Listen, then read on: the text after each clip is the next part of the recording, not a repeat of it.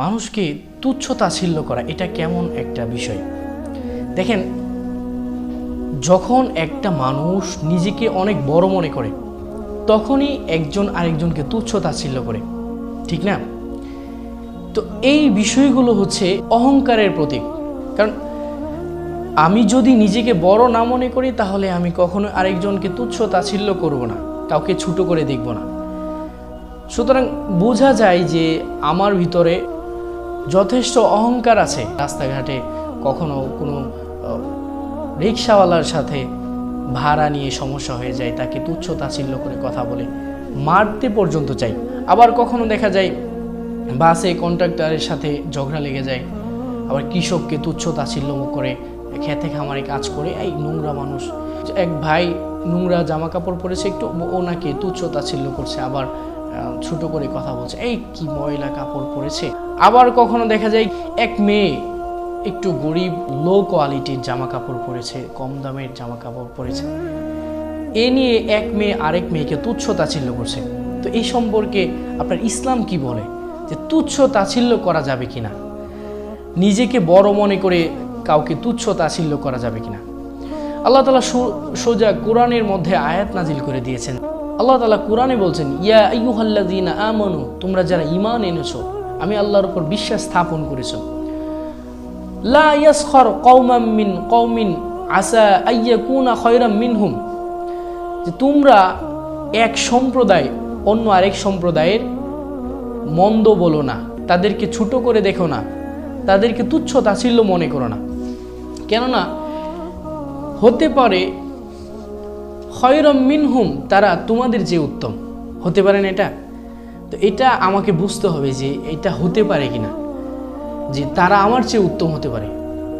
হতে পারে এমনও হতে পারে সে আমার চেয়ে অনেক নিম্নমানের, কিন্তু আমাকে এমনটা মনে করতে হবে যে সে আমার চেয়ে উত্তম, সে মানুষটা আমার চেয়ে উত্তম, এটা আমাকে মনে করতে হবে।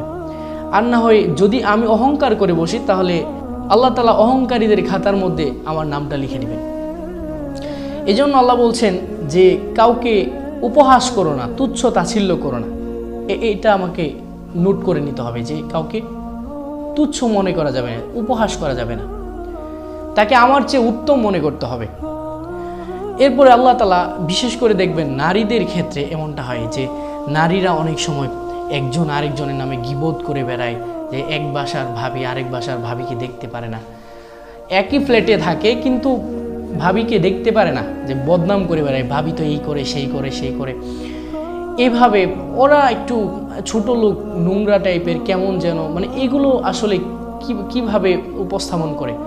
দেখেন, এই বিষয়গুলো আল্লাহ তাআলা নারীদেরকেও সাবধান করে দিচ্ছেন, যে নারীদেরকে বলছেন যে শুনো, ওয়ালা নিসাআম মিন নিসাইন আসা আইয়াকুন্না খায়রাম মিনহুম, বলছেন যে এক নারী যেন আরেক নারীকে উপহাস না করে, এক নারী যেন আরেক নারীকে উপহাস না করে। এগুলো আপনারা বাসায় আপনাদের মা বোনদেরকে জানিয়ে দিবেন, যে এক নারী যেন আরেক নারীদের উপহাস না করে।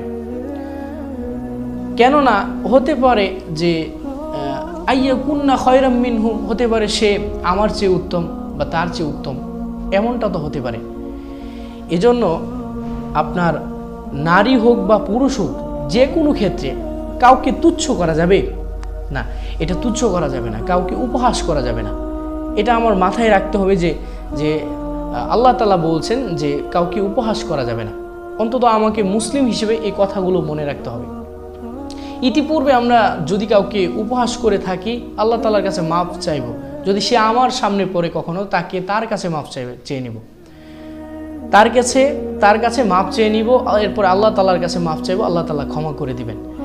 এরপরে যেন ভবিষ্যতে আর কখনো আমরা এমনটা না করি যে কাউকে ছোট মনে করি, কাউকে তুচ্ছ তাচ্ছিল্য করি, এমনটা করা যাবে না।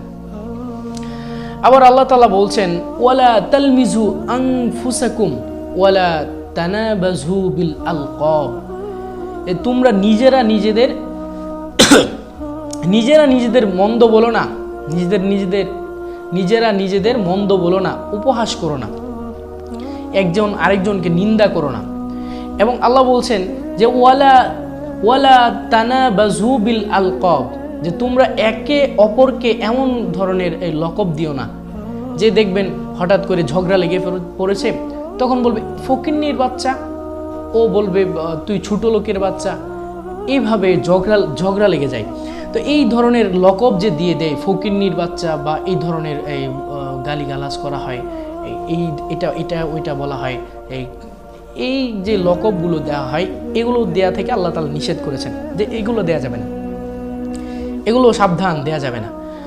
এরপরে আল্লাহ বলছেন যে শোনো, এই যে তোমরা এই একজন আরেকজনকে বাজে নাম ধরে ডাকো, আবার এই বাজে কথা বলো, লকব দিয়ে দাও, মানে ফকিন্নির বাচ্চা, এই ধরনের, মানে তুই ছোট লোক, তুই বদমাশ, এই ধরনের লকব দিয়ে দাও।